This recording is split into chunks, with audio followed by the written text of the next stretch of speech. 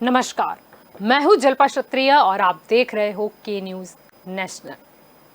3 केंद्रीय कानूनों के विरोध में नवंबर से हजारों कहलाते किसान दिल्ली, हरियाणा और उत्तर प्रदेश की सीमाओं और इन राज्यों के राजमार्गों पर डेरा डाले हुए हैं। इन मार्गों पर वाणिज्यिक गतिविधियां प्रभावित हुई है और कई बिंदुओं पर यातायात को डाइवर्ट भी किया गया है, जिससे यात्रियों की यात्रा के समय में उल्लेखनीय वृद्धि भी हुई है। अब देखा जाए तो पीठ मोनिका अग्रवाल की उस शिकायत पर विचार कर रही है कि लगातार सड़क अवरुद्ध होने के कारण, विरोध प्रदर्शन के कारण उन्हें नोएडा से दिल्ली यात्रा करने में 20 मिनट के बजाय लगभग अब 2 घंटे का समय लग रहा है। एक आईटी कंपनी में काम करने वाली मोनिका ने अपनी याचिका में ये कहा कि उन्हें काम करने के लिए दिल्ली और नोएडा के बीच आने जाने की जरूरत है, लेकिन यात्रा का समय उनके लिए एक बुरा सपना बन गया है। अब बात करें तो 23 अगस्त को हुई पिछली सुनवाई में सुप्रीम कोर्ट ने कहा था कि यह सुनिश्चित करना केंद्र और राज्यों की जिम्मेदारी है कि आंदोलनकारी सार्वजनिक सड़कों को अवरुद्ध न करें। कोर्ट ने सड़कों को अवरुद्ध कर किसानों के प्रदर्शन को गंभीरता से लेते हुए कहा था कि केंद्र और राज्यों को समन्वय कर यह सुनिश्चित करना चाहिए कि यदि विरोध प्रदर्शन जारी है तो यातायात में किसी भी तरह का व्यवधान न आए, ताकि लोगों के आने जाने में परेशानी न हो और उन्हें कोई असुविधा न हो।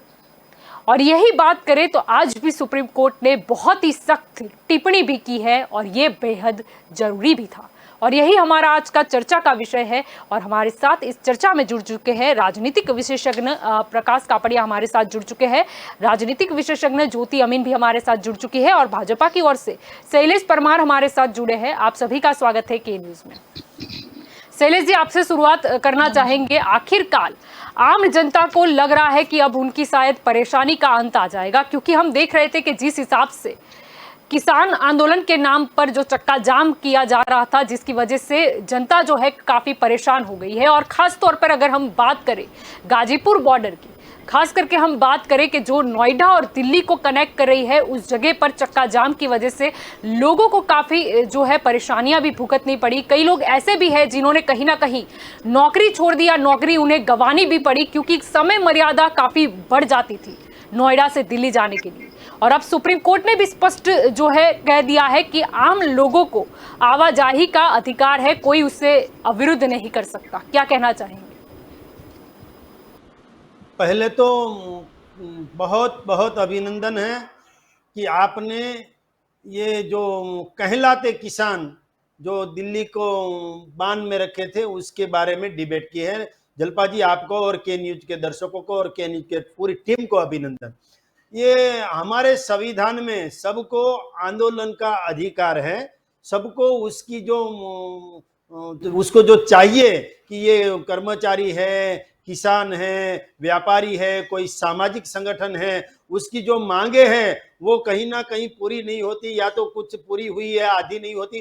तो सबको ये गांधी का देश है, ये सरदार वल्लभ भाई पटेल का देश है, ये डॉक्टर बाबा साहेब आम्बेडकर जैसे संविधान निर्माता का देश है। इसीलिए सभी को संविधान में ये हक दिया है कि आंदोलन करना चाहिए। मगर आंदोलन कैसे होता है, आंदोलन किस तरह से होता है, हमने देखा है। सभी आंदोलन के हम साक्षी हुए हैं, साक्षी रहे। मगर ये आंदोलन ने तो लाल किले को रक्त रंजित किया था, लाल कर दिया था। ये आंदोलन किसानों ने शुरू किया, किसानों ने अपनी डिमांड रख के शुरू किया। बाद में ये आंदोलन को हाईजैक किसने किया? देश विरोधी जो तत्व है, हमारे लोकशाही के लोकतंत्र के विरोधी जो लोग हैं, उन्होंने इसको हाईजैक किया। किसान तो आंदोलन थोड़े दिन के लिए करके चले गए। मैं भी किसान का बेटा हूं, मैं मिल मालिक का बेटा नहीं हूं। मेरे मम्मी पापा, मेरे फादर मदर भी अभी खेत में हैं। जो किसान है, असली किसान है, ओरिजिनल जो किसान है, वो अभी खेत में है। और इतने महीनों से ये कहलाते किसान और कहलाते किसान संगठन के किसान नेता, ये सब उनकी दुकानें चलवाने के लिए कभी गुजरात, कभी हरियाणा, कभी मध्य प्रदेश, कभी पंजाब को बांध में लेते हैं। ये अच्छी बात नहीं है और मैं सुप्रीम कोर्ट तो बहुत मानता हूं और मानना भी चाहिए। हमारे संविधान में सबसे ऊपर कोई है तो सुप्रीम कोर्ट है और ये सुप्रीम कोर्ट ने जो चुकादा दिया है, उन्होंने जो बोला है, मैं उनके साथ सभी तरह से सहमत भी हूं। और किसी का व्यापार में तकलीफ होना, ट्रैफिक में तकलीफ करना और ट्रांसपोर्टेशन की जो वो हाई वो कर देना, सब ये अच्छी बात नहीं है। ये ट्रैफिक जाम करना, किसी को अच्छे आदमी को आवन जावन में प्रॉब्लम करना। मैं भी जलपा जी 4-5 दिन पहले अमित शाह के आगेवानी में सहकार सम्मेलन था तो मैं गया था। तो सहकार सम्मेलन में पहुंच तो गए, मगर एयरपोर्ट से इंदिरा गांधी इंडोर स्टेडियम पहुंचने में हमें 3-4 घंटा लग गया। ये इसलिए लगा कि इन्होंने ट्रैफिक जाम किया हुआ था, कहीं ना कहीं ट्रैफिक जाम होता था। ये अच्छी बात नहीं है, इसीलिए नहीं, आप आंदोलन कीजिए, आपकी मांगे हैं तो उसको सरकार की तरफ रखिए, आपका अधिकार है, मगर आंदोलन का भी कुछ तरीका होना चाहिए। ये जो स्वतंत्र दिन था तब जो लाल किले पर जो हमला हुआ, जो लाल किले का दृश्य हम देखते हैं तो हम सोचते हैं ये हमारा भारत है, ऐसे किसान है, मगर ये किसान लोग नहीं थे। किसान के रूप में बहुरूपीय थे, किसान तो खेत में है। अभी बारिश हुई है तो किसान के पास टाइम नहीं है। मगर मैं स्वागत करता हूँ आपका और मैं स्वागत करता हूँ सुप्रीम कोर्ट के इस चुकादे का। जी बिल्कुल, आपकी ओर आना चाहूंगी ज्योति जी। ये पहली बार नहीं है कि जब सुप्रीम कोर्ट ने सख्त टिप्पणी की हो, लेकिन इससे पहले भी उन्होंने कहा था सुप्रीम कोर्ट ने कि आपको अपनी जो बात है वो रखने का अधिकार है, आपको आंदोलन करने का अधिकार है, अगर कोई चीज आपको गलत लग रही है आपको विरोध करने का भी अधिकार है, लेकिन साथ में ही ये भी ध्यान रखा जाना चाहिए कि इससे तीसरी कोई व्यक्ति परेशान ना हो, यानी कि आम जनता परेशान ना हो। और इसी वजह से आज फिर से उन्हें एक बार टिप्पणी करनी पड़ी।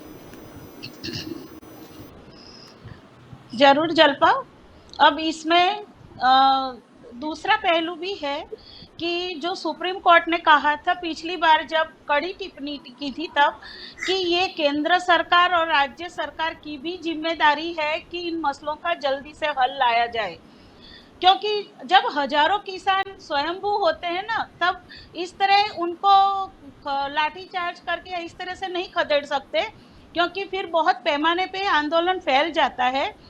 और ये सत्तारूढ़ पार्टी की खासियत रही है कि जो भी उनके विरोध में बोले तो वो देशद्रोही होता है, या मतलब उनके विरुद्ध में आजकल भाजपा का वो चलन चल रहा है कि भाजपा ही राष्ट्र है, उनका विरोध मतलब राष्ट्र का विरोध। इसमें थोड़ा भेद समझना पड़ेगा। जब ये किसान आंदोलन लाया, मतलब ये कानून लाए गए पिछले साल, तो उनको जरूरत थी कि पहले चर्चा की जाती, ये थोप दिए गए हैं और ये किसानों के कितने हित में है वो किसान ज़्यादा बेहतर जानते हैं, उनको इनका साइड इफेक्ट भी मालूम है, इसीलिए आंदोलन है। और रही बात ये रोड जाम करने की, तो वो मैं आपसे एग्री करती हूँ, सुप्रीम कोर्ट से भी एग्री करती हूँ कि इस तरह नाक दबाना अच्छी बात नहीं है। लेकिन अब सोचिए कि क्या ये वो जमाना है वो गांधी वाला कि आप अहिंसा, मतलब एक कोने में आप आंदोलन कर रहे हो, और जब इतना चक्का जाम होने के बाद भी आज 10 महीने हो गए कोई सरकार उसका सुन नहीं रही है या उस मसलों पे कुछ स्टैंड नहीं ले रही है, तो क्या आपको लगेगा कि वो उसके बाद में भी जब शांति से करेंगे या किसी मैदान में बैठे रहेंगे तो उनकी बात सुनी जाएगी? कई सरकारों ने ये वादे किए थे, एक कृषि जो निष्णात थे उनकी भी सलाह ली गई थी, लेकिन यहाँ पर मुद्दा ये भी है, ईगो पर आ गया है। यहाँ पर कुछ लोगों को ऐसा है कि नहीं, हमारे जो राज्य है या मेरा जो एरिया है वहां पर मैं नेता कहलाता हूँ, अगर ये कृषि कानून में हमें क्यों नहीं पूछा गया। एक ये ईगो की भी बात हो गई है और कुछ उन्हें है, क्योंकि इसका ही उदाहरण आज सुप्रीम कोर्ट में भी हमें देखने को मिला, जब सुप्रीम कोर्ट में इन्हीं की तरफ से यानी किसान संगठन की तरफ से गए हुए कहते हैं कि किसान महापंचायत है ये उनसे अलग है, यानी कि जो चक्का जाम करके जो हम विविध स्तर पर देखते हैं ये सारे संगठन जो है वो उनसे हम कुछ अलग है और हम हमारे हिसाब से प्रदर्शन करना चाहते हैं। और इन्होंने ये भी कहा कि दिल्ली की सीमाओं पर जो है उनसे हम अलग है, शांतिपूर्ण प्रदर्शन के हम पक्ष में हैं। उन्होंने ये भी मांगनी की कि उन्हें जंतर मंतर पर 200 लोगों की परमिशन के साथ वहां पर आंदोलन किए मतलब करने की परमिशन दी जाए, जिस पर सुप्रीम कोर्ट ने फिर से कहा कि आपको पहले तो ये एफिडेविट देना होगा कि आप उन किसानों से अलग हैं जिन्होंने हाईवेज को जाम करके रखा है, और इसके लिए सोमवार तक का वक्त भी दिया गया है। यानी ये जो आपसी मतलब समझ में नहीं आता है कि क्या हर संगठन या हर नेता उठकर आएगा सरकार के सामने और प्रदर्शन के लिए लोगों को परेशान करेगा, क्या ये एक और अपनी बात नहीं रख सकते? क्योंकि हम कई बार देखे हैं कि सरकार जब मीटिंग में बुलाती है तो कई नेता पीठ घुमा के बैठ जाते हैं, वहां पर बोलते नहीं हैं और फिर बाहर आके बोलते हैं कि सरकार सुनने को तैयार नहीं है। और कुछ नेता है उन्हें बस ऐसा है कि बस हम जो बोले वही सरकार करे। अब जो है वो घुटशाही तो चलेगी नहीं। जरूर, उसके लिए एक्चुअली किसानों को पहले एक अपना सर्वमान्य नेता चुनना होगा जो उनकी ओर से जाके बात करे। आपकी बात बिल्कुल सही है कि अभी गुट में बटे हुए हैं, कौन सरकार से बात करेगा या कौन इसकी लीडरशिप ले रहा है। एक तो टिकैत का नाम सामने आ रहा है और लेकिन दूसरे कई छोटे मोटे हैं। लेकिन अभी एक्चुअली जहां बात है वो पहले मंत्री श्री ने ये कह के बात बिगाड़ दी कि चाहे आप कुछ भी कर लो, चाहे सालों तक बैठे रहो, कानून तो नहीं बदलेगा। तो इस तरह का अड़ियल रवैया भी सरकार की ओर से नहीं होना चाहिए। ये एक बात होती है जल्पा की जो भी सत्तारूढ़ पार्टी होती है ना, कोई भी पार्टी, चाहे भाजपा हो चाहे कांग्रेस हो, तो कुछ निर्णय जब जरूरी होते हैं कि जल्दी से लिए जाए तब वो टालम टोल में सालों निकालती है और कुछ कानून इतनी जल्दी जल्दी मतलब लागू कर दिए जाते हैं कि लोगों को मतलब उसके लोग क्या सरकार भी उसके जो साइड इफेक्ट्स है या एक दीर्घ उसका दूरगामी परिणाम क्या होगा उसके बारे में भी सर्वे नहीं करते हैं। कई कानून ऐसे हैं जो यूपीए सरकार में भी हुए, ये भाजपा सरकार में भी हो रहे हैं।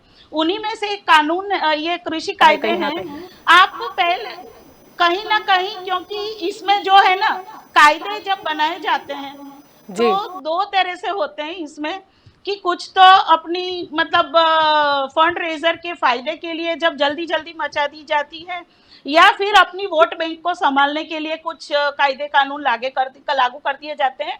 उसमें खास करके ये रिजर्वेशन के कानून, उसमें बढ़ोतरी कटौती तो कोई करेगा नहीं, जनरली बढ़ोतरी या इंस्टीट्यूट्स में उनका वो करना, तो ये वोट बैंक के लिए होता है। कुछ फंड रेजर कंपनीज के लिए होते हैं जो कानून।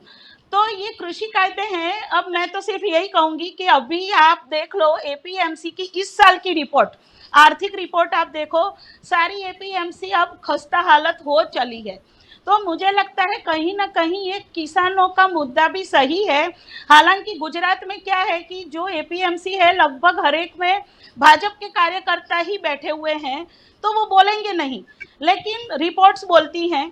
और लेकिन इससे अगर विपरीत बात करें तो कहीं ना कहीं बात ये भी आ रही है कि अगर हम पंजाब देख ले, हरियाणा देख ले या उत्तर प्रदेश की अगर हम बात कर ले, तो कहीं ना कहीं जब एपीएमसी की रचना हुई थी, जब कांग्रेस काल हुआ करता था, यानी वहां पर जो लेकर बैठे हैं वो कहीं ना कहीं कांग्रेस से बिलोंग करते हैं। बात तो ये भी सामने आई थी। यानी उन्हें ऐसा है कि कहीं ना कहीं अगर किसान आजाद हो गए और हमारी जो मतलब अभी गरज है ना कि नहीं एपीएमसी में ही अगर किसान को बेचना है तो इनके पास ही जाना पड़ेगा। यानी ये लोग कहेंगे नहीं एमएसपी भले तय किए, लेकिन अगर आपको इंस्टेंट बेचना है, आपको पैसे चाहिए तो आप इतने में दे दो। यानी वो जो जंजीर थी वो हटने से कुछ ना कुछ बिचौलिए भी परेशान है। मतलब एक बोखलाहट सी देखी जाती है। बात है जी नहीं, देखिए यही है कि कम्युनिकेशन गैप रह चुका है। अगर इसे ये मसले को अगर ठीक से दोनों पक्ष की बात सुनकर शायद हल करना का प्रयास हो तो ये शायद इतनी बड़ी बात भी नहीं है जो इतने महीने चले गए। प्रकाश भाई जी, प्रकाश जी आपकी और भी आना चाहूंगी इस मुद्दे पर। यहाँ पर प्रश्न ये भी उठता है जैसे कि कहा कि यहाँ पर आपसी उनकी जो गुटबाजी है वो भी कहीं ना कहीं ये जो आंदोलन है उसका कैसे निकाल आए ये नहीं चाहती। जैसे आज की बात कर लो, जहां फिर से सुप्रीम कोर्ट में एक टोला, मैं तो कहूंगी, घुट जाता है, जो कहता है कि नहीं, हम तो किसान महापंचायत के हैं, हम उनसे अलग हैं। अब हमें भी आप प्रदर्शन करने के लिए आप जंतर मंतर में परमिशन दीजिए, जिसपे सुप्रीम कोर्ट को यहां तक बोलना पड़ा कि आपने शहर का गला घोट दिया है और अब आप अंदर आना चाहते हो। ये जो आंदोलन है, हमारे आज़ादी के बाद हमारा अधिकार मिला हुआ है, जैसे शैलेश भाई ने कहा कि को बहुत सारे आंदोलन पहले हुए हैं। अब ये आंदोलन जो है उसका आधुनिकरण नहीं हुआ है, पहली बात ये। जिस तरह से दूसरी चीज़ों का आधुनिकरण हुआ है, डिजिटल आंदोलन बोलते हैं या तो दूसरे कई माध्यम बदल गए। अभी पहले जो आंदोलन होते थे वो उनका प्रकार अलग था। गांधी जी ने, महात्मा गांधी जी ने नमक आंदोलन किया था, वो दांडी कूच करी थी, बहुत लंबी दांडी कूच थी। अब ट्रैफिक असुविधा सबको हुई थी उस टाइम पे भी। अभी भी फिर उन्होंने दांडी कूच के नाम से अभी भी मोदी जी जो है वो यात्रा निकालते हैं। वो सही है, उनको याद करते हैं कि भाई अंग्रेजों ने जो टैक्स डाले थे वो, लेकिन गांधी जी ने नो टैक्स एजिटेशन किया था। उस टाइम पे आधुनिक वो हथियार अपनाया था महात्मा गांधी जी ने कि टैक्स भरना अंग्रेजों को बंद कर दो। तो ऐसा कुछ आंदोलन का चेंज होना चाहिए। अभी जो नेतृत्व है, सुप्रीम कोर्ट हमारी जो है वो भारत देश का सर्वोच्च न्याय मंदिर है। अगर वो किसको टिप्पणी करती है या टीका करती है तो उसका आदर भाव सुप्रीम कोर्ट का होना चाहिए। लेकिन सुप्रीम कोर्ट का भी आदर भाव कई जगह पर राज्य सरकार, केंद्र सरकार अपने पॉलिटिकल फायदे के लिए नहीं भी करते, ऐसे भी किस्से देखे गए। और आंदोलन तो हमारा जन्मसिद्ध अधिकार है, लेकिन आंदोलन के जो प्रमुख है वो नेतृत्व करने वाला आदमी है, टिकैत है या और कोई भी है, वो गलत हाथों में आंदोलन नहीं जाना चाहिए। उनकी मांगे किसानों की सही है, ये बात निश्चित है। हम किसानों को ये डर है कि विदेशी ताकतें, कॉरपोरेट सेक्टर हमारे इधर घुस जावे तो हमारे को जो एमएसपी मिल रहा है वो हमको नहीं मिलेगा, और हमारा खेती का जो हमारी रोजगारी है वो बड़े कॉरपोरेट सेक्टर ले जाएंगे। तो ये बात उनकी सही है कि कॉरपोरेट सेक्टर जो है उसको सरकार प्राधान्य दे रही है, वो भी गलत। लेकिन उनके पास यूनिटी नहीं होने के कारण वो आंदोलन सफल नहीं रहा है, और गुटबंदी के कारण उनको सफलता नहीं मिल रही, ये बात भी सत्य है। अब इसको जो आंदोलन को सही रास्ते पे ले जाने के लिए नेतृत्व जो है वो बदलना चाहिए किसानों को, और अपना नेता, सही नेता चुनना चाहिए। अपने जो राम मंदिर के निर्माण के लिए अडवाणी जी ने भी इतनी बड़ी पूरे देश में यात्रा निकाली थी, और भी कई आंदोलन हुए। गुजरात में अनामत आंदोलन हुआ। हम खुद ऑक्टोबर नाबूदी थी जो मुगल साम्राज्य से चलती आ रही थी, और अंग्रेजों के ज़माने में सरदार वल्लभ भाई पटेल ने 1942 में साणंद का नाका जलाया था। तो यह सब जो पहले आंदोलन हुए हैं तो उसमें जो नेतृत्व है वो एक राय का नेतृत्व होना चाहिए। किसानों में जो फूट पड़ गई है उसका जो पॉलिटिकल पार्टियां है, चाहे कांग्रेस है या दूसरी पार्टियां है, वो उसका उसका लाभ ले रही है, जो गैर लाभ ले रही है वो गलत है उसके लिए। और आंदोलन तो हमारा जन्मसिद्ध अधिकार है, हाँ, सुप्रीम कोर्ट ने भी कई बार कहा है। लेकिन अभी आंदोलन का जो मार्ग है ना वो बदलने की ज़रूरत है, ऐसा मैं मानता हूँ। उसमें कोई नई टेक्नोलॉजी आनी चाहिए। बाकी इस तरह के आंदोलन जो द्विधाजनक होवे, कोई प्रगति में रुकावट आवे, ऐसे आंदोलन नहीं होने चाहिए। और सबसे बड़ी बात है कि अभी सरकार जो टैक्स ले रही है, महंगाई बढ़ रही है, तो उस पे जो रोक लगा दे कोई आंदोलन को एक सूत्र दे करके, तो सरकार या कोई भी होवे उसको प्रजा की मांगों के आगे झुकना ही पड़ता है। लेकिन आंदोलन जो इस तरह से अहिंसा धर्म है गांधी जी का आंदोलन का, लेकिन अभी अहिंसक आंदोलन कम हो गए और उसमें हिंसा हो जाती है, वो गलत बात है। और ये गलत दिशा में कायदे, मतलब लॉ एंड ऑर्डर गलत दिशा में जा रहा है। उसको कंट्रोल करना राज्य सरकार, केंद्र सरकार दोनों की जवाबदारी है। और सुप्रीम कोर्ट अपनी जगह पर राइट है कि भाई वो जो दूसरे शहरी भी लोग हैं उनको द्विधा क्यों आवे, उनके रुकावट क्यों आवे, ट्रैफिक में रुकावट क्यों आवे, तो ये सब चीजें हैं। किसानों की मांग सही है लेकिन नेतृत्व गलत है, ऐसा मेरा मानना है। और नेतृत्व सही होगा तो आंदोलन की, किसानों का आंदोलन, जो खेत में जी किसान है वो सही है कि के वो कुछ नेता आंदोलन अड़े उनकी मांग। रहेंगे कि आप कानून को वापिस ही लो, सुधारा बोल सकते हो, पर ऐसा तो अभी जमाना नहीं आया। लोकतंत्र है, कोई भी अगर 20,000 का इकट्ठा हो गया, गुट कहे नहीं आप यही करो, तो ये तो जमाना नहीं नहीं नहीं, है जी। नहीं वो तो नहीं है। जी, यहाँ पर ये भी है कि इससे पहले भी जब चर्चा हुई थी सुप्रीम कोर्ट की, अगर हम बात करें, केंद्र सरकार से स्पष्ट पूछा था कि वह राष्ट्रीय राजधानी में ये जो 3 कृषि कानूनों का विरोध कर रहे हैं, वो लोगों द्वारा जो सड़क की नाकेबंदी है वो हटाने के लिए सरकार क्या कर रही है? ये जो सरकार है उसको जो भी निर्देश सुप्रीम कोर्ट से मिले, कई आंदोलनों में मिले, लेकिन सरकार उसको पालन करने में कहीं न कहीं निष्फलता है। कि आंदोलन को रोकने के लिए सरकार ने प्रयत्न किए हैं कि आंदोलन कुछ शांतिमय आंदोलन हो, ऐसा सरकार का प्रयास रहा है। लेकिन उसमें निष्फलता होने के लिए बार बार सुप्रीम कोर्ट के द्वार खटखटाए जाते हैं कि आंदोलन को सही मोड़ में ले जाना चाहिए। तो फिर भी खेती जो किसान लोग हैं वो एकजुट होकर के उसका दिशा जो है आंदोलन की वो बदलने में निष्फल रहे, ये बात हकीकत है। लेकिन उनके जो कानून में सुधार आना चाहिए उसके लिए योग्य आदमी, नेता सरकार के साथ बातचीत कर सके, ऐसा नेता इनको मिला नहीं है। इसके लिए खेडूत जो ये किसान लोग हैं ज़्यादातर परेशान है, ऐसा मैं मानता हूँ। शैलेश जी, आपकी ओर आना चाहूंगी। सरकार को तो सुप्रीम कोर्ट ने कह दिया है कि ये जो नाकेबंदी है वो तो बिल्कुल चलाई नहीं जा सकती, इसे हटाना चाहिए। सरकार क्या करेगी? क्योंकि यहाँ पर हम देख रहे हैं, और उसमें भी अगर हम आंदोलन की बात करें तो कृषि कानून से तकलीफ और किसी राज्यों को नहीं है। सिर्फ पंजाब की बात कर ले, हरियाणा या उत्तर प्रदेश के कुछ इलाकों की बात कर ले, और ज्यादातर बिचौलिए भी इसमें ज्यादा शामिल है जिनकी मुफ्त की मलाई जा रही है, जिन्हें लगता है कि कहीं ना कहीं अब किसान आजाद हो गया तो उनकी जो तानाशाही चलती थी किसानों पर कि नहीं हमें ही बेचनी है फसल, वो अब कम हो जाएगी।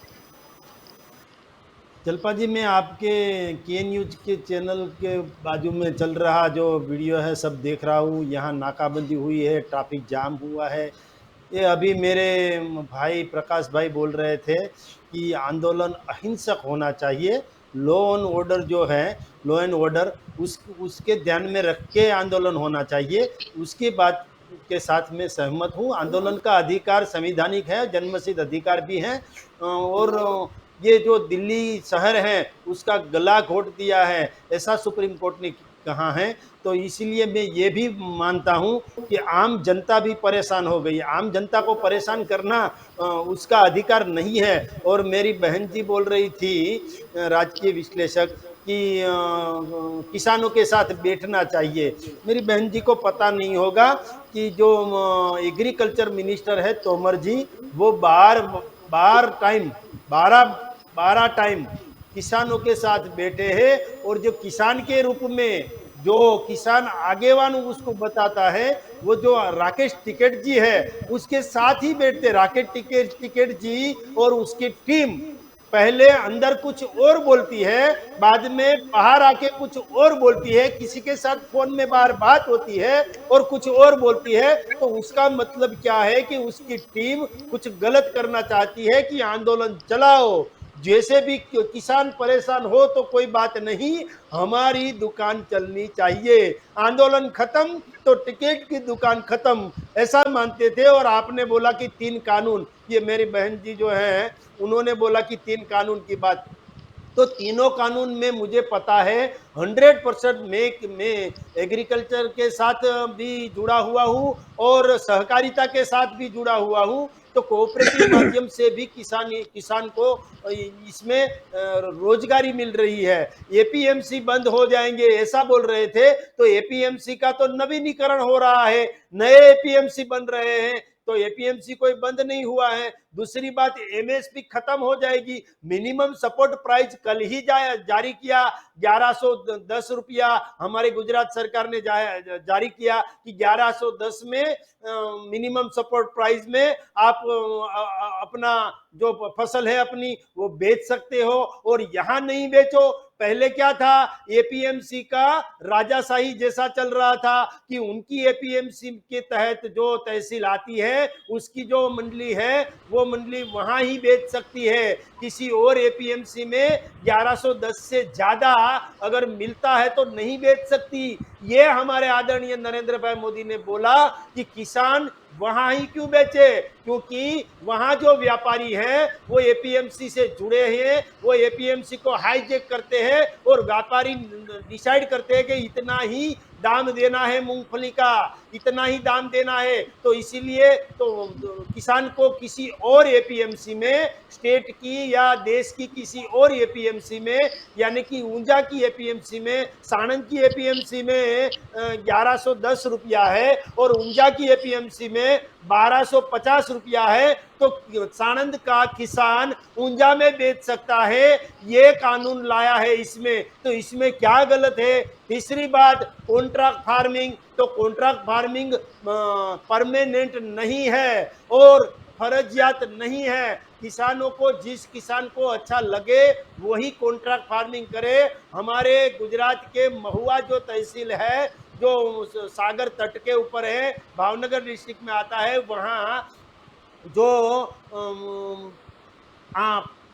जो कारखाने हैं, जो फैक्ट्रियां हैं, वो वहाँ कॉन्ट्रैक्ट फार्मिंग होता है और किसान जो है उसका जो बेचता है कंपनी को, और कंपनी, मानो कि कॉन्ट्रैक्ट फार्मिंग में क्या है कि कंपनी अगर 1150 में उसकी मूंगफली ले ली उसने, तो बाद में अभी साइन कर दिया कि 3 वर्ष के लिए 1150 में हम साइन करते हैं या 1 वर्ष के लिए साइन करते हैं, तो अगले 2022 में यदि मूंगफली का दाम कम हो गया, यानी कि 1000 रुपया हो गया, 1000 हो गया, तो किसान को, तो कंपनी को 1150 ही देना पड़ेगा, क्योंकि किसान ने तय किया है, किसान ने साइन किया है। और किसान की जो 1150 नहीं देंगे तो किसान कोर्ट में भी जा सकता है और डेप्यूटी डिस्ट्रिक्ट कलेक्टर के पास भी जा सकता है, ये भी जोगवाई है। और कॉन्ट्रैक्ट फार्मिंग फर्जियात नहीं है। मगर ये क्या बोल रहे हैं, ये हो जाएगा, ये हो जाएगा, एमएसपी खत्म हो जाएगी,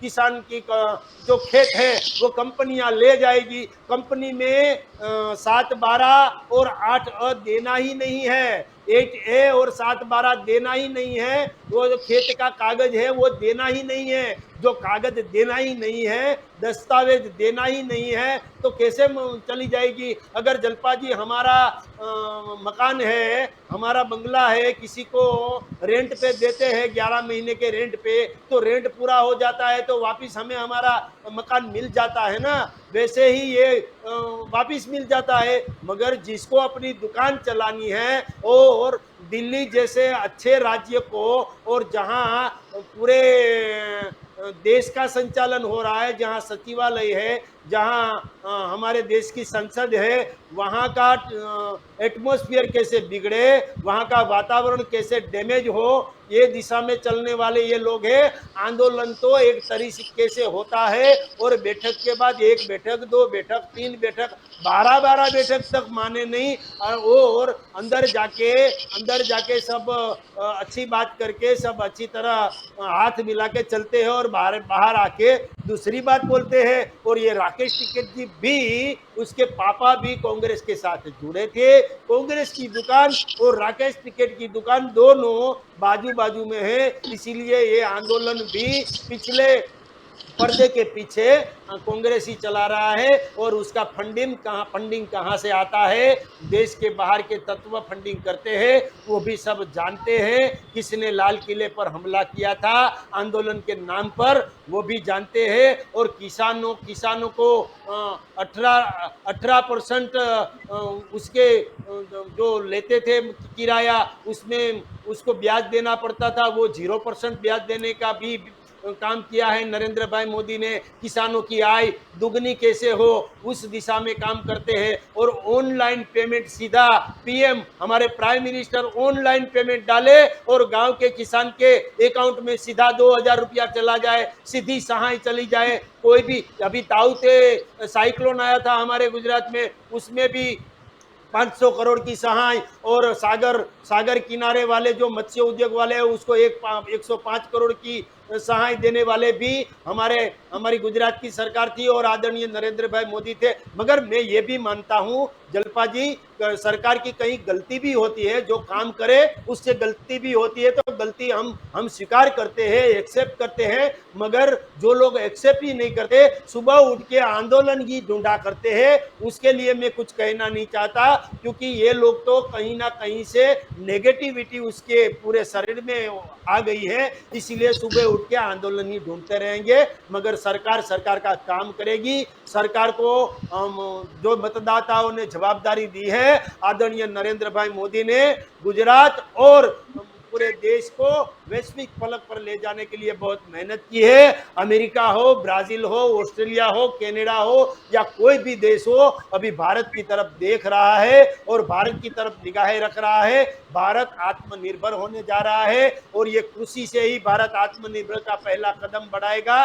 कृषि और सहकारिता ये आत्मनिर्भर का हृदय है, वो आत्मनिर्भर का दिल है। यहाँ ही कृषि उत्पादन होता है और बाहर के देश में ये उत्पादन हम बेचेंगे। आत्मनिर्भर जलपा जी तभी बन पाएंगे हम जब एक्सपोर्ट बंद करेंगे और एक्सपोर्ट चालू करेंगे, और इंपोर्ट जितना भी कम हो, जितना इंपोर्ट कम हो और एक्सपोर्ट ज्यादा हो, ऐसे ही आत्मनिर्भर बनाया जा सकता है अपने देश को। और इस दिशा में ही हमारे नरेंद्र भाई मोदी चल रहे हैं और मुझे मालूम है अगले दिनों में भारत आत्मनिर्भरता की तरफ एक से एक कदम और बढ़ाएगा और कृषि क्षेत्र में भी आत्मनिर्भरता की तरफ कदम बढ़ाएगा।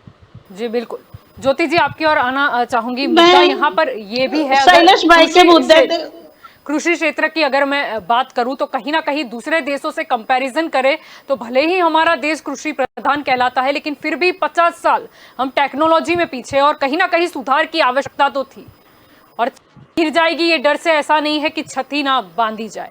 कुछ मुद्दे हैं जहां पर ये लोग, जैसे कि इन्हें कोई प्रॉब्लम है, यहाँ पर बार बार बोला जाता है कि आप क्लोज वाइज चर्चा कीजिए, हम तैयार हैं, आप बताइए कहाँ तकलीफ है, जरूरत लगी तो हम सुधार भी लाएंगे। लेकिन ये कहा जाए गुटशाही में कि नहीं हम नहीं हटेंगे, आप तीनों ही कानून वापस ले ले, तो ये तो लोकतंत्र का तरीका नहीं है। बिल्कुल। मैं यहाँ पर हेलो हेलो जी ज्योति जी आपकी आवाज सुनाई दे रही है मुझे। जी हाँ, ओके। मैं एक्चुअली मुझे कोई फर्क नहीं पड़ता है कि इस आंदोलन के पीछे कांग्रेस है या नहीं है या कौन सी सरकार है, क्योंकि देखिए वो 3 राज्यों में इसलिए हो रहा है क्योंकि वहाँ खेती मुख्य इनकम का साधन है। और दूसरी बात, अगर अब जैसे मैं शैलेश भाई के बातों का जवाब देना चाहूंगी, मैं यहाँ पे सिर्फ और सिर्फ किसान की समस्या की बात करना चाहती हूँ। 70 सालों से कांग्रेस थी, अभी पिछले 7 सालों से भाजपा है, लेकिन अभी तक किसान वहीं का वहीं है। उस पे हर साल इतना कर्जा क्यों हो जाता है कि उसे फिर आत्महत्या करनी पड़ती है या फिर सरकार को माफ करना पड़ता है? वो क्यों उसको प्रॉफिटेबल नहीं बना पाता है? क्या इस बात पे कभी गौर हुआ है? और जैसे शैलेश भाई ने कहा कि एपीएमसी बन रही है नई और वो कहीं नहीं जाने वाली, तो सिर्फ बिल्डिंग या बनने से कुछ नहीं होता, क्योंकि अभी एपीएमसी का कार्य क्षेत्र कम कर दिया गया है। उसका जो एरिया आता है, अच्छा पहले भी एपीएमसी थी, लेकिन किसी एपीएमसी की इतनी ताकत नहीं होती कि वो सारे किसानों का सारा माल खरीद ले, क्योंकि अपने पास गोडाउन ही नहीं है। जो एक बेसिक नेसेसिटी है जो खरीदा जाता है वो भी खुले में पड़ा रहता है कि जो बारिश में खराब हो जाता है। फिर वो भी अब गोडाउन बनाना जिसमें कोई सुविधा की जरूरत नहीं है, सिर्फ 4 दीवारें और छत खड़ी करनी है, ये कोई इतना बड़ा काम नहीं है, लेकिन फिर भी सालों से किसी गोडाउन का नवीनीकरण नहीं हुआ है और इस पर किसी भी सरकार ने गौर नहीं किया है। एक बार सुप्रीम कोर्ट ने बहुत साल पहले टिप्पणी की थी कि इतना अनाज सड़ता है, उससे अच्छा है आप गरीबों को मुफ्त क्यों नहीं बांटते। एक बात वही है कि एपीएमसी में जितना खरीदते हैं वो भी अपन जानते हैं कि मिली भगत वाले लोग खराब माल अपना सरकारी दाम पे बेच देते हैं।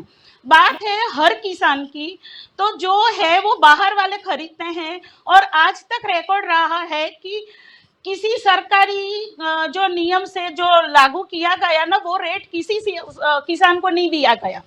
और यही वजह है कि वो मजबूर हो जाते हैं, क्योंकि हर उनके पास गोडाउन नहीं है, और ये खेती बाड़ी की चीज है, वो पेरिशेबल होती है, ठीक है।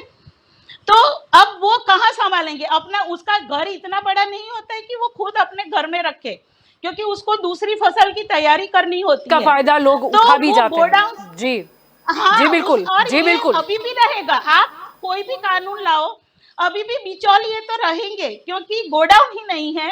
और जो काम अभी बिचौलिए कर रहे हैं एपीएमसी के, वो काम बाद में कॉर्पोरेट कंपनियां करेगी, क्योंकि कॉर्पोरेट कंपनियां प्रॉफिट मेकिंग के लिए है, वो कोई दान धर्मादा करने के लिए नहीं खुली है कि भाई किसान को बहुत हाई रेट दिया जाएगा। हाँ, रही बात कॉन्ट्रैक्ट फार्मिंग की, तो उसमें जरूर फायदा है, लेकिन वो फ्यू प्रोडक्ट्स के लिए हैं, सिर्फ आलू या पीनट्स ऐसी कुछ 2-4 चीजें, और वहां पे वो सालों से हो रही है। और वो जमीन देखते हैं, क्योंकि उनको जो क्वालिटी चाहिए कंपनी को, वो किसी खास जमीन में होती है। तो वो कॉन्ट्रैक्ट फार्मिंग है, क्योंकि उसमें पहले से लिखा हुआ है, कोई किसान ये नहीं कह रहा है कि मेरी जमीन चली जाएगी, ये किसी ने भी दावा नहीं किया। इसलिए ये जो प्रचार किया जा रहा है वो गलत है, वो एक्चुअली सेव अपना बचाव करने का पक्ष है। सबको मालूम है उनकी जमीन नहीं जाने वाली है, बिना बेचे बिल्कुल। और बिना दस्तावेज किए ऐसे थोड़ी जमीन चली जाएगी। लेकिन बात वही है कि उनको अपनी फसल का रेट नहीं मिल रहा, तो इस दिशा में कदम उठाना है। तो उनको आप फ्री करो, लेकिन कोई उसके पास से जब अच्छी कीमत में कुछ लेगा ही नहीं, तो उनको कहाँ फायदा होना है। तो मेरे हिसाब से जो सबसे ज्यादा जरूरत है, तो वो पूरा एक तरह से किसानों की जो पॉलिसी है, अब जैसे शैलेश भाई ने कहा कि आत्मनिर्भर होने के लिए हमें अपना अन्न बढ़ाना पड़ेगा, क्योंकि अभी हम काफी कुछ एक्सपोर्ट पे डिपेंड करते हैं। और यही बात है कि महंगाई बढ़ने की एक वजह ये भी होती है, क्योंकि तेल पे एक्सपोर्ट पे ड्यूटी लग गई है, उसकी वजह से तेल महंगा हो गया है। लेकिन अगर एक्सपोर्ट करना है और इंपोर्ट नहीं करना है, तो उसके लिए खेती का प्रोडक्शन बढ़ाना पड़ेगा, और वो जो जाया चली जाती है, वेस्ट हो जाता है अनाज ना, उसको बचाना पड़ेगा। क्योंकि अपन काफी कुछ तो इंपोर्ट कर लेते हैं, लेकिन अपना खुद का काफी कुछ सड़ जाता है। और एक्चुअली बिल्कुल जड़ से जरूरत है ये सिस्टम पूरा बदलने की। अभी भी जो ये कानून बने वो उनको कोई फुल प्रूफ गारंटी नहीं दे रहे हैं कि उनकी हालत सुधरने वाली है। एक्चुअली क्या है कि गोडाउन्स बनाने पड़ेंगे, पूरी स्ट्रेटेजी बदलनी पड़ेगी, और वो गोडाउन्स की इस तरह क्या होना चाहिए कि कोई भी किसान उसको किराए पे ले सके, ताकि जब अच्छे दाम मिले, ताकि उसका खराब ना हो फसल, और खराब ना हो इसलिए वो फिर उसका संग्रह भी कर सकता है, और अच्छे दाम मिलने तक उसको मतलब वो नेगोशिएट भी कर सकता है। तो ये जरूरत है किसानों को एक्चुअली। जैसे कापड़िया साहब ने कहा कि अभी उनके पास कोई अच्छा नेता नहीं है कि जो प्रश्न मतलब उनके बेसिक प्रश्नों का सॉल्यूशन निकाल सके और उस मामले में सरकार से बात कर सके। जल्पा जी बिल्कुल। प्रकाश जी आपकी ओर आना चाहूंगी। यहाँ पर यह है कि हम सभी जो चर्चा कर रहे हैं, एक मुद्दा बड़ा महत्व का ये भी निकलता है कि चलो मान लेते हैं कि सरकार एमएसपी पर कहीं पर दे रही है, या फिर सरकार ने जो प्राइस रखा है। अब जैसे कि ज्योति जी भी बता रही थी और हमें भी पता है कि बिचौलिए जो होते हैं ये करते ये है कि किसानों को कैसे भी गुमराह कर देते हैं कि अगर आपने यहाँ नहीं बेचा तो आपकी जो प्रोडक्ट है, फसल है, वो खराब हो जाएगी, या फिर आप और कहीं पे जाओगे तो आपको यहाँ मैं जितना दे रहा हूँ उससे भी कम प्राइस मिलेगा। यानी कहीं ना कहीं ये भी है कि ये लोग जो है वो किसानों का जो माइंड वॉश है वो पूरी तरह से कर देते हैं, और कहीं ना कहीं वो मजबूर भी हो जाते हैं। और फिर प्रश्न ये भी उठता है कि अगर किसानों को उनकी जो फसल है उनका दाम नहीं मिलता, और जब एंड यूजर्स तक की बात करें तो इतने पैसे हम जानते हैं कि क्या सब्जी हमें किस दाम में मिलती है, या दूसरे प्रोडक्ट की बात करें एंड यूजर्स की तो कितने दाम में मिलते हैं। यानी ये बीच में इतना तो कितना खाते हैं। ये जो आपने बात कही जलपा जी, ये बिल्कुल सही है कि एपीएमसी में या और मार्केट में किसानों का आर्थिक शोषण होता रहा है और एमएसपी उनको दिया नहीं जा रहा है, ये भी बात है। लेकिन जो हमारे देश में जो कमीशन एजेंट हैं वो लोग इनका आर्थिक शोषण भी कर रहे हैं। तो कमीशन एजेंट जहाँ पर भी है, बिचौलिए हैं, उनको नाबूद करने के लिए अपने देश में दो प्रणाली का है। एक किया है कि कोऑपरेटिव सेक्टर है, वो एक सिक्के और एक कृषि, दूसरा से एक सिक्के के दो पहलू है। एक सहकार क्षेत्र जो किसानों का रक्षण करता है। अभी कितने सालों से देखा गया है कि जो कोऑपरेटिव सेक्टर है वो किसानों के रक्षण से निष्क्रिय हो गया है, तो किसानों का संभाल करने वाला कोई आदमी नहीं है। गुजरात में जो कोऑपरेटिव सेक्टर को सरदार वल्लभ भाई पटेल ने प्राधान्य दिया था, खाद्य सहकारी क्षेत्र खोले, बैंक के कोऑपरेटिव खोली, तो किसानों से वो बैंकों से लोन मिलता था, वो अभी लोन मिलने में बहुत कमी आ गई है और खेडूत लाचार हो गया है, ये बात भी निश्चित है। दूसरी चीज़, जवाहरलाल नेहरू ने उत्तर प्रदेश में कोई कोऑपरेटिव बैंकिंग सेक्टर को उत्साह नहीं दिया, लेकिन खाद्य पदार्थ को दिया था। तो वो जो कोऑपरेटिव सेक्टर है वो एक बैकबोन है किसानों का, और कोऑपरेटिव सेक्टर अभी भारत देश में से निष्फल हो चुका है, जिसकी जड़ सरदार वल्लभ भाई पटेल और जवाहरलाल नेहरू ने भारत में उनको फाउंडर थे वो उसके कोऑपरेटिव सेक्टर के। अब कोऑपरेटिव सेक्टर जो है वो बिल्कुल निष्क्रिय होने से कारण किसानों का शोषण हो रहा है, आर्थिक शोषण हो रहा है, दूसरा भी शोषण हो रहा है, कितनी जगह पर आत्महत्या करनी पड़ती है, ये भी बात ज्योति जी की सही है।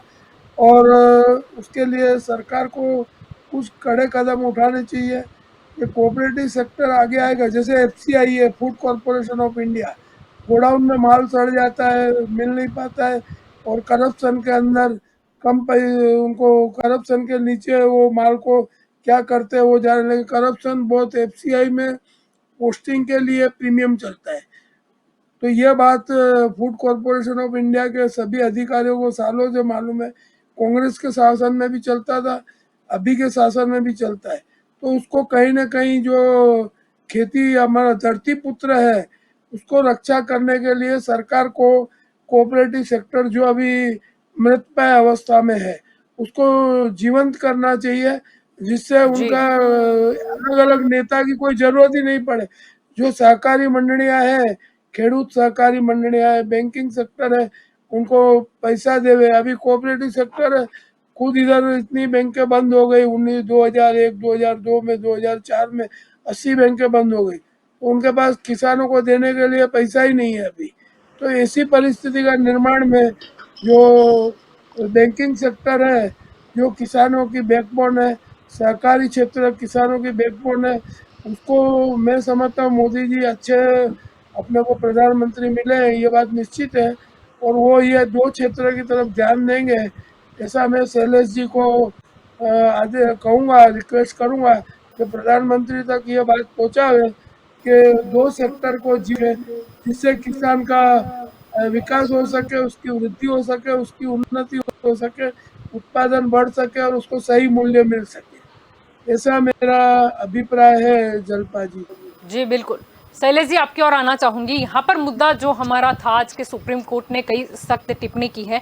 एक ये भी उन्होंने स्पष्ट तौर पर कहा कि एक तरफ सुरक्षा कर्मियों को परेशान किया जा रहा है और दूसरी ओर आप दोबारा प्रदर्शन करने के लिए मांग कर रहे हो, क्योंकि हमने ये भी देखा था कि जब भी पुलिस प्रशासन अपना काम करता है, कहीं ना कहीं आंदोलनकारियों द्वारा उन पर भी प्रहार किया जाता है, जो सरासर गलत है। जलपा जी, आपकी बात से मैं पूरी तरह सहमत हूँ। हमने लाल किले पर भी देखा सुरक्षा कर्मियों के साथ कैसा बर्ताव हुआ था, और जो पब्लिक वहाँ से गुजरती है, वहाँ से निकलती है, उसके साथ भी कैसा बर्ताव ये लोग करते थे, क्योंकि किसान ऐसा नहीं कर सकता। ये किसान लोग नहीं थे, किसान के रूप में बिचौलिए थे। ये बिचौलिए जो लोग हैं वो कई राज्यों में, कई स्टेट में, पंजाब में भी गए थे, गुजरात में भी आए थे, मगर गुजरात में ये बिचौलिए की दुकान जो थी वो शॉप चली नहीं, इसलिए वापस चले गए। उसको पता चला कि मीडिया का हाई कवरेज चाहिए, ये आंदोलन तो गलत है मगर मीडिया का हाई कवरेज चाहिए, तो दिल्ली में जाना पड़ेगा। और ये 12 बार बैठे, और मैं, मेरी बहन जी ज्योति जी है, उसको भी बोल दूं कि बैठने के बाद हमने बोला था कि ये जो कानून है, 3 कानून, उसके ऊपर कुछ चर्चा हो और उसमें कुछ गलत हो तो हम निकाल देते हैं, कुछ प्रॉब्लम हो तो प्रॉब्लम की वजह बताइए। मगर अंदर जब मीटिंग हुई तो प्रॉब्लम की कुछ वजह बताई तो वो निकाल दिया हमने। ये प्रॉब्लम है तो ये निकाल दो, एपीएमसी वाला प्रॉब्लम है तो उसमें कुछ सुधार किया। कॉन्ट्रैक्ट फार्मिंग में ये कलेक्टर के पास जाने की बजाय कोर्ट में जा सकते हैं किसान, ऐसा कर दो, तो ऐसा कर दिया। एमएसपी खत्म हो जाएगी, एमएसपी का हमें 100% प्रॉमिस चाहिए कि हर साल एमएसपी रिवाइज होगी, तो हर साल क्या 6 महीने में एमएसपी रिवाइज होती है। हर 6 महीने जब जरूरत होती है तब मिनिमम सपोर्ट की प्राइस आती रहती है, तो ये भी तो चलता है। मगर मैं मेरे भाई प्रकाश भाई का भी जवाब देना चाहूँगा कि आत्मनिर्भर किसान कैसे होता है। तो किसान आत्मनिर्भर बने इसलिए हमारे आदरणीय नरेंद्र भाई मोदी ने इजराइल के रूप जो इजराइल की जो एग्रीकल्चर की पद्धति है वो भी भारत में लाने की और टपक सिंचाई पद्धति से ले गए सभी पद्धतियों को यहाँ लाते हैं। यूरिया जो है वो बड़ी मात्रा में ले जाता था पहले, और बाद में नैनो यूरिया भी बना दिया है, लिक्विड फॉर्म में बना दिया है, छोटा बना दिया है। इससे ट्रांसपोर्टेशन का भी खर्चा बचेगा। और मैं ये भी कहना चाहता हूँ और आदरणीय प्रधानमंत्री नरेंद्र भाई मोदी को अभिनंदन देना चाहता हूँ कि पहले ये जो सहकारिता विभाग था, से पहले जो ये कोऑपरेटिव डिपार्टमेंट था केंद्र सरकार में, कृषि के साथ था, कल्चर के साथ था। इसीलिए जो पूरा ध्यान देना चाहिए मिनिस्टर को या ऑफिसर्स को, वो कोऑपरेटिव क्षेत्र में नहीं दे सकते थे। मगर हमारे देश के पहले सहकारिता प्रधान के रूप में, सहकारिता मंत्री के रूप में आदरणीय जो गृह मंत्री हैं, होम मिनिस्टर हैं, अमित भाई शाह को नियुक्त किया। और अमित भाई शाह ने आते ही जो सहकारिता विभाग है, पूरे देश के सहकारिता डिस्ट्रिक्ट लेवल के और तहसील लेवल के जो लोग थे उसकी एक सम्मेलन बुलाया था, और सम्मेलन में हम भी गए थे। वो जो उसमें ये भी बात हुई है कि कैसे भारत आत्मनिर्भर होगा, कैसे इंडिया आत्मनिर्भर होगा। आपने बोला FCI, food corporation of India, उसके माध्यम से भी किसान आत्मनिर्भर होगा। किसान आत्मनिर्भर होगा तो देश आत्मनिर्भर होगा। तो मैं नाप्सको, उसके माध्यम से भी आत्मनिर्भर होगा। एनसीयूआई जो हमारे national cooperative union of India है, उसके माध्यम से इफको, क्रिप्को, जो नेप्सको है, उस सभी जो सहकारिता है, वो सहकारिता जो जैसे जीएससी बैंक इधर है, हमारी डिस्ट्रिक्ट बैंक है, वैसे नाप्सको है और गुजको मासोल है। सभी मैं सभी की बात करूं तो बहुत ज्यादा डिपार्टमेंट सहकारिता विभाग से है। क्रेडिट सोसाइटी ले तो छोटी छोटी क्रेडिट सोसाइटी भी अच्छा काम करती है। और हमारे एनसीयूआई के चेयरमैन दिलीप भाई संघानी के मार्गदर्शन से अभी जो गांव में जो सब क्रेडिट सोसाइटी और गांव में जब सब खादी के सब सामान बनता है, उसको भी सहकारिता डिपार्टमेंट में लाके उसको बेचने के लिए उसको सौंप दी जाएगी, उसको मोल दिया जाएगा और एक मेला लगेगा और वहां सब लोग खरीदने के लिए आएंगे। तो वैसे ही उसको जो दाम मिलना चाहिए वो अच्छा दाम मिलेगा। अभी दिल्ली से ये शुरू किया है मेला लगाना, बाद में सभी डिस्ट्रिक्ट में, सभी स्टेट में भी जाएंगे और वैसे आत्मनिर्भर होगा। मेरी बहन जी बता रही थी कि आत्महत्या करते हैं किसान। मैं मानता हूं किसान की आत्महत्या, जो एक किसान आत्महत्या करता है तो कई लोगों का खाना बंद हो जाता है, क्योंकि जो खेत में पकता है वो पकना बंद हो जाता है या तो कुछ कम हो जाता है। किसान की आत्महत्या रोकने के लिए पिछली सरकारों ने भी बहुत काम किया है, कांग्रेस की सरकार हो या बिन कांग्रेस की सरकार हो या भारतीय जनता पार्टी की सरकार हो या यूपीए की सरकार हो या कोई भी सरकार हो, मगर उन्होंने कोशिश की है। मगर किसान आत्महत्या कैसे कम करे, उसके ऊपर कैसे जो उसके ब्याज के चुंगल में फंस जाता है वे कैसे न फंसे, किसान के ऊपर कैसे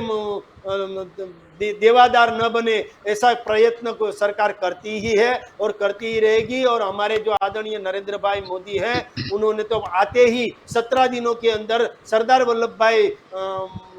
सरोवर डैम जो है वो डैम के जो दरवाजे बंद करवाए थे और उसके माध्यम से सभी जो डैम है सौराष्ट्र के और गुजरात के और सुजलाम सुफलाम योजना से उत्तर गुजरात के सभी डैम को भरा है। और डैम और सभी सौनी योजना जो है उसके माध्यम से पाइपलाइन से भी सिंचाई का पानी सबको दिया है। ये भी यही बताते हैं कि वो जो पानी अंदर तक पहुंचता है जमीन के अंदर, इसीलिए कुएं में पानी हो, दार में पानी हो, वो जल्दी से आ जाता है। और किसान रवि पाक और सभी तीनों मौसम के पाक भी ले सकता है। और आज किसान की जो आय है वो दुगनी करने के लिए जितनी भी कोशिश की जाए, हमारी सरकारें, दोनों सरकारें, राज्य सरकार और केंद्र सरकार दोनों मेहनत करती है। और मुझे पूरा भरोसा है कि किसान से चलने वाली, किसान के द्वारा, किसान के लिए और किसान के साथ चलने वाली ये सरकारें हैं। हमारे भूपेंद्र भाई पटेल और आदरणीय नरेंद्र भाई मोदी की अगुवाई में दोनों सरकार अच्छी चल रही है। इसीलिए हमें लोगों ने जवाबदारी दी है, हमें किसानों ने जवाबदारी दी है, तो हम काम ही करेंगे। मगर आंदोलन करना हो तो अच्छी तरह से आंदोलन जो हिंसक न बने और किसी और को तकलीफ न हो, ऐसा आंदोलन हो तो हम उस आंदोलन को स्वीकार करते हैं। मगर किसी और को प्रॉब्लम होता है और आंदोलन के पीछे, आंदोलन के पर्दे के पीछे कुछ और काम करो और ट्रैफिक जाम करो और किसी आते जाते लोगों को प्रॉब्लम हो, ऐसा नहीं करना चाहिए। और दिल्ली के लोगों को चैन से सोने दो और चैन से रहने दो। दिल्ली के लोगों को अब परेशान मत करो। और जो आंदोलन के स्वरूप में बिचौलिए सब आ गए हैं, अब रॉकेट टिकट का नाम लेते हुए भी मुझे शर्म आती है। ऐसे लोग जो बिचौलिए हैं उसकी दुकान बंद कर दो।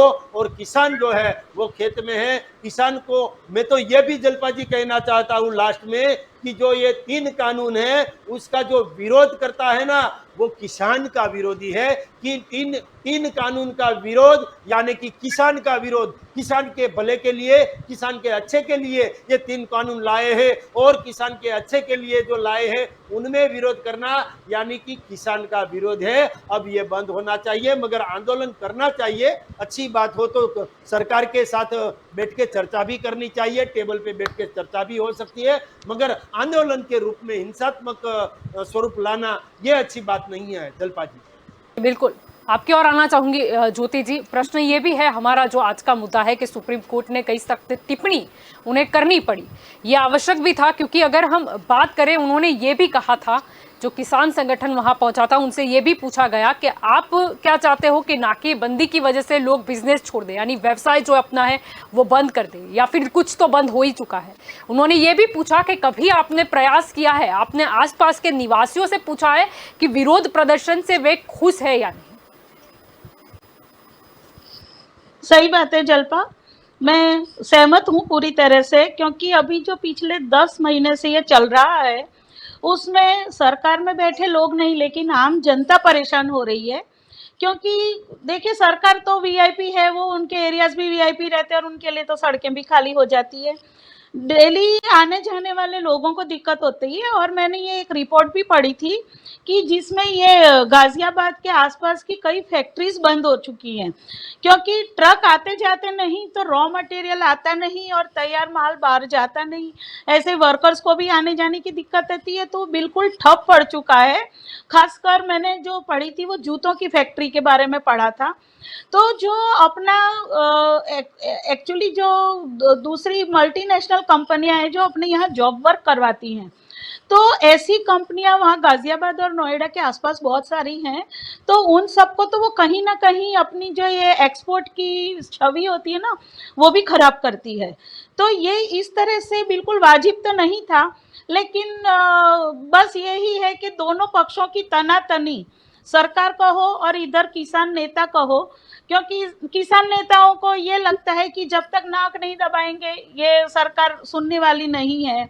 और सरकार को है कि भाई वो लोग कर रहे हैं, हमें क्या, जनता हो रही है परेशान तो हो रही है। मुझे खुशी है कि इस बात की इनिशिएटिव लेडी ने किया है, कॉमन मतलब आम जनता से लेडी ने याचिका दायर की, और तब सुप्रीम कोर्ट की ये सारी टिप्पणियां आई है। क्यों सरकार ने नहीं किया ये सब मिटाने के लिए? और वही बात है कि मैं अपना प्रश्न अभी भी वही कर रही हूँ कि अगर सब कुछ सही था तो फिर अब तक किसान उबर क्यों नहीं पाए हैं? क्यों उनका धंधा प्रॉफिटेबल नहीं है? मतलब कहीं ना कहीं अब तक की जो सरकारी नीतियां थी वो कहीं ना कहीं मतलब गलत थी। तो फिर वो बदलने की जरूरत है, वो पूरा जड़ से ढांचा बदलने की जरूरत है। जो चीज, अगर कोई चीज सालों तक रिजल्ट ना दे तो हमें फिर से सोचने पर विचार करना पर चाहिए। ज्योति जी, उसमें ऐसा है कि जब कृषि में सुधार लाया जाता है तो फिर इस तरीके से कुछ नेताओं को लगता है कि हम बड़े हैं, हमसे नहीं पूछा। यानी सरकार अगर कृषि निशान से भी पूछती है, विशेषज्ञ से, तो वहां कहीं ना कहीं जो ईगो होता है वो हट हो जाता है। जैसे कि टिकैत जी की अगर बात करें, गन्ना कांड जो है वो उनके इलाके में बड़ा फेमस है, पूरा जो उनका गन्ना कांड है। यानी कहीं ना कहीं वो ईगो पे आ गई है, उन्हें लगता है कि वो इस तरीके से आंदोलन करेंगे और वो जो पिछली 2 बार टिकट लेके हारे हैं, अब अगर कहीं से मिल गई तो हम जीत जाएंगे, उन्हें ऐसा लगता है। और इसकी वजह से परेशान हो रही है जनता, जिनको आना पड़ता है बीच में। कई लोग ऐसे हैं जो बोलते हैं कि हम बातचीत करें, हम ये करें, लेकिन कहीं ना कहीं ये नेता जो है वो कहीं ना कहीं इसे अपने मुट्ठी में करके रखे हैं कि नहीं, बात तो हम ही करेंगे, जाएंगे वही हम, बात। और जाके फिर करना क्या है, बस कुर्सी ऐसे घुमा के बैठ जाओ और कृषि मंत्री को जो है कई बार अनाप शनाप भी बोल दो। और अगर बाहर विरोध कर रहे हो, और यहाँ पर भी हद तो यहाँ तक हो गई कि दिल्ली में शुरू में तो वहाँ के जो आसपास के निवासी है, उनके यहाँ पर जो लोकल दुकान है वहां पर जाके बंद करवा दो कि नहीं, हमारा आंदोलन चल रहा है, अगर आप ऐसे खुला रखोगे तो सर इफेक्ट नहीं हो दिखेगा। यहां तक भी दृश्य सामने आए थे मीडिया में। यानी परेशान जनता हो रही है। और अगर ये टिकट जैसे नेता रहे तब तक तो लगता नहीं है कोई निकाला हो जाएगा। यहां तक कि न्यायालय ने आज ये भी बोला कि आप न्यायालय में आए हो तो भरोसा रखिए, फिर आप आंदोलन क्यों कर रहे हो। जब एक कमेटी भी बनाई गई है, जब कमेटी से पूछा गया तो उन्होंने बोला कि नहीं, किसान आंदोलन में जो जुड़े लोग हैं, हमने कई बार उनसे प्रयास भी किया बात करने का या सुलझाने का, लेकिन वो बात करने को तैयार नहीं है। यानी इन्हें लगता है कि सही है, उन्हें बात करनी नहीं है। उन्हें ऐसा है कि नहीं, हम जो चाहेंगे आप तीन ही कृषि कानून आप रद्द कर दो। ऐसा थोड़ी ना होता है, गुड्स थोड़ी ना है। आप बता सकते हो क्लोज वाई कि यहाँ पर प्रॉब्लम है, इसमें आप सुधार कीजिए, या फिर ये चीज है इसमें दिक्कत है, आप इसके बदले ये करके दीजिए। लेकिन गुट शाही में ये तो नहीं चलता कि कुछ जो गुट है वो इकट्ठा हो जाएगा और बोलेगा। अगर ऐसा होने लगा तो एक एक करके शायद सारे ही कानून रद्द करने पड़े सरकार को, अगर गुट इकट्ठा हो गया तो। ठीक है, आगे देखते हैं, क्योंकि न्यायालय पर हमको भरोसा है। न्यायालय की जो कमेटी है वो सही डिसीजन लेगी, उन पर हमें भरोसा है। आप, समय का थोड़ा अभाव है, आप सभी मेरे साथ इस चर्चा में जुड़े, इसीलिए आप सभी का शुक्रिया। तो दंगल देश का में आज का हमारा मुद्दा ये था कि किसान महापंचायत को सुप्रीम कोर्ट ने फटकार लगाई। आपको बता दें ये फटकार क्यों लगानी पड़ी, क्योंकि अगर आपको बात करें दिल्ली की, या फिर वहां पर जहां पर ये लोग चक्का जाम करके बैठे हैं, वहां पर आसपास में रहने वाले लोग काफी परेशान इसीलिए भी है क्योंकि जिस तरीके से याचिका करता है मोनिका जी, जिन्होंने याचिका दायर की थी, ये याचिका इसीलिए उन्होंने दायर की क्योंकि पहले उन्हें नोएडा से दिल्ली जाने में जो 20 मिनट का समय लगता था वो हो गया 2 घंटे का। क्यों? क्योंकि जो ओवरब्रिज जोड़ा गया है, जो वर्षों से एक सपना लगता था, लेकिन कुछ साल से ही हमने देखा था कैसे उसका उद्घाटन भी आया, कैसे नोएडा से दिल्ली जो है वो कनेक्ट हो गया, लोगों को काफी सहूलियत भी हुई थी। लेकिन कहीं ना कहीं इसी को निशाना बना दिया ये आंदोलनकारियों ने। परेशान हो गई आम जनता, रास्ता बंद है, घूम फिर के जाना पड़ता है, वहां पर ट्रैफिक जाम है, बीच बीच में कहीं पर चक्का जाम हो जाता है। कई लोग हैं जिनको व्यवसाय बंद करना पड़ा, कई लोग ऐसे हैं जिन्हें नौकरियां खोनी पड़ी या फिर छोड़नी पड़ी। क्यों? क्योंकि सही टाइम पर तो पहुंच नहीं पाएंगे। पहले शायद 20 मिनट में हम पहुंच जाते थे, अब 2 घंटे में पहुंचते हैं, यानी कितना जाएगा पैसा आवाजाही में, वो भी लोग सोचते हैं। तभी सुप्रीम कोर्ट को आज सख्त टिप्पणी करनी पड़ी। और ये 3 कृषि कानूनी की बात यह है कि अगर किसान आके बात करे तो शायद हल भी निकले। जब तक ये बिचौलिए या ये जो नेता जो खुद के जात को कहलाते हैं, उन्हें बात ही नहीं करनी तो क्या सॉल्यूशन निकलेगा। न्यायालय ने सब खुद के हाथ में लिया कि कमेटी का गठन करते हैं, ये जो है वो तहकीकात करेगी, दोनों ही पक्ष की बात सुनेगी और उसके बाद फैसला किया जाएगा और जरूरत लगने पर सुधार अवश्य होगा। सरकार ने भी कहा कि सुधार अगर आवश्यक लगा तो करेंगे। आप आइए हमारे साथ क्लोज वाइज चर्चा कीजिए, जो भी यानी मिसकम्युनिकेशन है वो शायद यहाँ पर दूर हो जाए, और जरूरत लगी, अगर हमें भी एहसास हुआ तो हम भी आपको सुधार करके देंगे। लेकिन नेताओं को लगता है कि नहीं, अगर सुधार करके दे भी दिया या फिर कहीं पे दिक्कत नहीं है या हम साबित नहीं कर पाए कि इसमें कहीं नहीं लिखा है कि एपीएमसी बंद हो जाएगी, इसमें कहलाते हम जो नाम उछालते हैं अंबानी अदानी का वो नाम तक नहीं है, ये भी हम कैसे बोल दे। यानी कुछ नेता है जिन्होंने खुद ने भय का माहौल किया है, कॉन्ट्रैक्ट फार्मिंग के नाम पर हो, अब उन्हें डर लगता है कि हम चर्चा करने कैसे जाए। फिर उन्हें लगता है कि कहीं ना कहीं जो मीडिया कवरेज मिल रहा है, नेम फेम मिल रहा है, वो कहीं ना कहीं कम हो जाएगा। यानी इस डर की वजह से करना क्या है, बस कुछ नहीं, बैठक में जाना है, बाहर किसी को कुछ और बोलना है, जब पूछे तो बोलना है कि नहीं हम तो किसानों की बात करने जा रहे हैं, और अंदर जाकर पीठ घुमा के बैठ जाना है, या फिर कुछ ऐसा बोल देना है कृषि मंत्री को अनाप शनाप के वहां पर वही विवाद चलता रहे और बात साइड में रख जाए।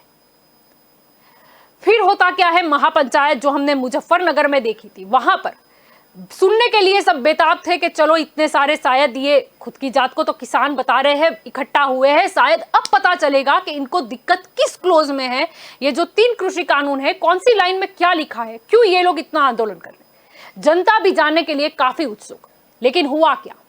हर हर महादेव के नारे हम सुनते हैं, अल्लाह अकबर के हम नारे सुनते हैं, वहां पर बात होती है कि भाजपा को यूपी में कैसे हराना है। वहां पर यह चर्चा नहीं होती कि 3 कृषि कानून में ये चीज लिखी है, इससे हमें दिक्कत है, या भैया इससे ये फर्क पड़ जाएगा हमारी कृषि में। ऐसी कोई चर्चा नहीं होती है, चर्चा होती है पूरी की पूरी राजनीति की। यानी बेवकूफ बनाना तो सबसे पहले ये किसान वर्ड पर बंद करें। किसान जो है वो हर जनता समझती है कि अन्नदाता है, मानती भी है, लेकिन ये जो कुछ लोग हैं जो राजनीतिक फायदा उठाना चाहते हैं, वो सबसे पहले तो अपनी ये जो हरकत है वो बंद कर दे। और जैसे कि सुप्रीम कोर्ट ने कहा है, आम लोगों को परेशान करना बंद करें, क्योंकि सरकार कहीं ना कहीं अगर प्रयास करेगी पहले कि आप उठ जाइए, आप यहां पर मत कीजिए, आप यहां पर प्रदर्शन कीजिए, आम लोग परेशान हो रहे हैं, तो मानना नहीं है। फिर करना क्या है, अगर गलती से भी पुलिस वहां पर पहुंच गई तो पहले खुद लठबाजी करनी है और फिर बोलना है कि नहीं, हम पर तो पुलिस बल का प्रयोग किया गया है। ये भी हमने दृश्य देखे थे कि किस तरीके से वहां पर उकसाया जाता है कि नहीं, हम एक डंडा आपको मार दे, फिर आप मारोगे तो हम एफबी लाइव कर देंगे, हम बताएंगे कि देखो पुलिस कैसे प्रयोग बल कर रही है। ये सारी चीजें जो आ चुकी है सामने, और अब ये जो भी बिचौलियोगिरी है वो उनकी बिल्कुल नहीं चलेगी, क्योंकि हाँ, चर्चा होगी 3 कृषि कानून पर, कहीं कम्युनिकेशन गैप है वो दूर करने का भी प्रयास होगा, बातचीत भी की जाएगी, लेकिन किसानों के साथ की जाएगी, नहीं कि कोई नेता, जो नेता को आज लगता है कि नहीं इसमें गड़बड़ है तो गड़बड़ सभी को है। अगर कल उठ के उस नेता को सपना आए या कुछ हो जाए, उन्हें लगे कि इसमें कोई गड़बड़ नहीं है, तो क्या सभी को गड़बड़ नहीं है ऐसा सब मान लेंगे। यानी सत्य समझने की जरूरत है, और यह भी देखने की जरूरत है, जैसे कि सुप्रीम कोर्ट ने भी कहा है कि कोई भी थर्ड पर्सन यानी कि तीसरी व्यक्ति परेशान नहीं होनी चाहिए। आपको अपनी बात रखने का अधिकार है, विरोध करने का, प्रदर्शन करने का अधिकार जो है, आंदोलन करने का, वो तो आपको दिया है बंधारण ने, लेकिन इसका मतलब ये नहीं है कि आप लोगों को परेशान करो या लोगों को जबरदस्ती अपना व्यवसाय बंद करने पर मजबूर कर दो। यह हक किसी को नहीं दिया है। बातचीत के जरिए और कुछ समस्याएं हैं उसका सॉल्यूशन लाने की जरूरत है, नहीं कि हंगामा मचाने की जरूरत है। तो दंगल देश का में अभी बस इतना ही। ज्यादा जानकारी के लिए आप जुड़े रहे के न्यूज के साथ। नमस्कार।